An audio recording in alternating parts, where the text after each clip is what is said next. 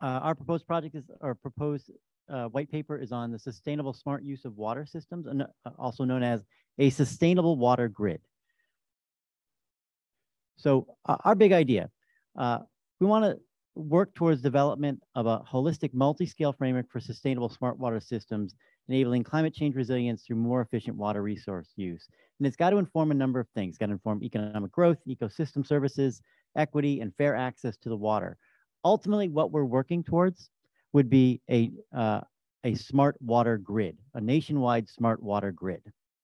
So this would be something similar to, as you know, electric utilities work under ISOs, integrated service operations. Here we're talking about a water grid that would cover the United States in some form and working towards that. So what are our challenges? Well, climate change is distorting the spatiotemporal distribution of water.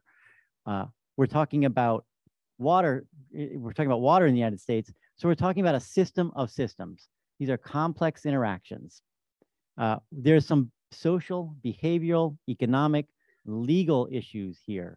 Just to highlight one, water rights are fairly complex in the western part of this country. They're historically defined.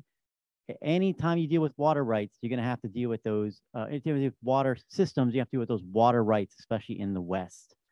There are multiple spatial scales we're talking about and temporal scales here. We're talking watershed basins.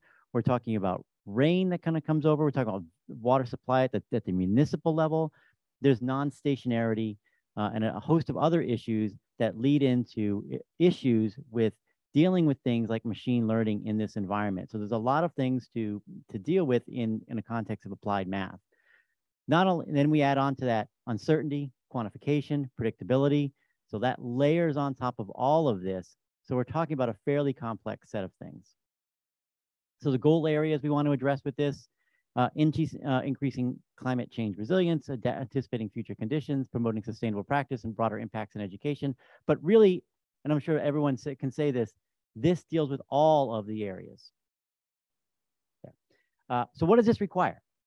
It's going to need an institute level of collaboration and long-term, as well as short-term issues, but large-scale investment. So we're talking about multiple systems, multiple complexities. We're talking about multiple projects over multiple years. So the timeline, a 3 to 10 year timeline with funding sufficient to support large research teams doing multiple things in tandem. There's going to be access to data, test beds, and to the water infrastructure itself. So those are the resources that are required. The disciplines and collaborations, numerical mathematical models and advanced math, of course, computing and data distributed systems, including cybersecurity. Certainly, once we start linking things together and things are more linked together, it opens up the water system to threats. So we need to be able to handle those threats.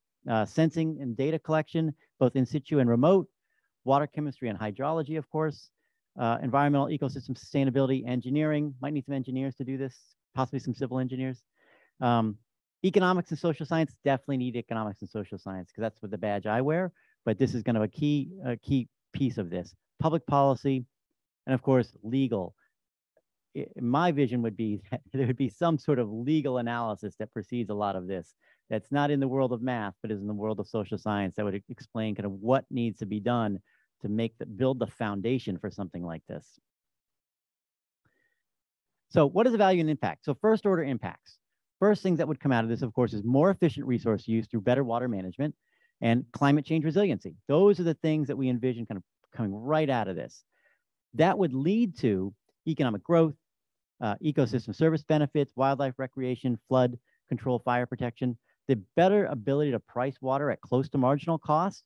However, markets that are efficient are not necessarily equitable markets. So there'll have to be some consideration of the equity considerations of moving towards something like this. Ability to respond to extreme events, ability to predict the future and make more informed decisions. So we're talking about building a water network. We need to know the way and things like rainfall and movements of water are going to affect this whole system. And then this would also result in better coordination amongst at the local regional level for water.